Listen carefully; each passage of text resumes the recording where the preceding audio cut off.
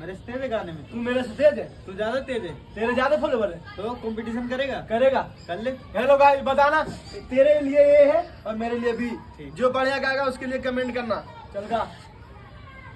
ना कौनो हाट ना बजरिया से होला, उमरिया के रोग हा नजरिया से होला, उमरिया के रोग हा नजरिया से होला।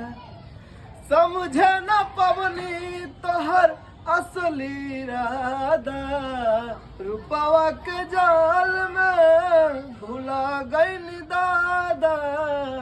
ना कौनो हाट ना बजरिया से होला, उमरिया के रोग हा नजरिया से होला, उमरिया के रोग हा नजरिया से होला।